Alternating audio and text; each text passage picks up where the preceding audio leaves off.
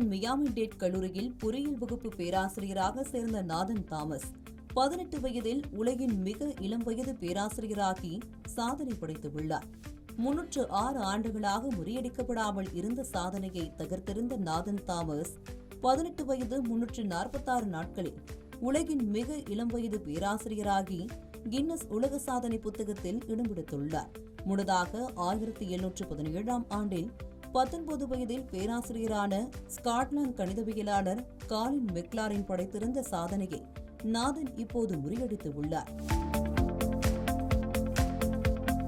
தனது பள்ளி படிப்பை தொடர்ந்து கொண்டே தனது 10வது வயதில் இரட்டை பதிவு திட்டத்தின் மூலம் மியாமி டேட் கல்லூரியில் சேர்ந்த நாதன் தாமஸ் 14 வயதுக்குள் புளோரிடா சர்வதேச பல்கலைக்கழகத்தில் எலக்ட்ரிக்கல் இன்ஜினியரிங் படிப்பில் இளங்கலை மற்றும் முதுகலை பட்டங்களை சிறப்பு தேர்ச்சியுடன் முடித்தார். பல ஆண்டுகளுக்கு பிறகு சிறுவயது மாணவராக தான் படித்த அதே கல்லூரிக்கு ஒரு ஆசிரியராக மீண்டும் திரும்பினார். 2023ஆம் ஆண்டு ஆகஸ்டில் காப் 2270 சி ஃபார் இன்ஜினியர்ஸ் என்ற பாடத்தை நாதன் தாமஸ் அவர் கற்பிக்க தொடங்கினார். இது பொறியியல் மாணவர்களுக்கு சி புரோகிராமிங் மற்றும் கணினி வழி சிக்கல்களை தீர்க்கும் முறைகளை அறிமுகப்படுத்தும் ஒரு பாடத்திட்டமாகும்.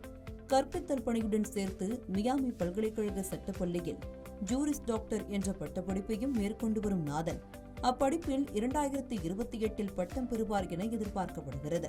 அறிவியல் மற்றும் தொழில்நுட்பத்துறையில் உள்ள கண்டுபிடிப்புகளை பாதுகாப்பதற்கு தனது பொறியியல் பின்னணியையும் சட்டத்துறை நிபுணத்துவத்தையும் இணைத்து அறிவுசார் சொத்துரிமை சட்டத்தில் நிபுணத்துவம் பெற்று அறிவியல் மற்றும் தொழில்நுட்ப கண்டுபிடிப்புகளை பாதுகாப்பதே தனது குறிக்கோளாகும் என்று நாதன் தாமஸ் தெரிவித்துள்ளார். மேலும் பொறியியல் துறையின் மூலம் வளர்த்துக் கொள்ளப்பட்ட தர்க்க ரீதியான சிந்தனை மற்றும் சிக்கல்களை தீர்க்கும் திறன் ஆகியவை சட்டப்படிப்பிலும் சமமான அளவில் பயனுள்ளதாக அமைந்திருப்பதாகவும் கூறியுள்ளார். வயது என்பது வெறும் எண் மட்டுமே.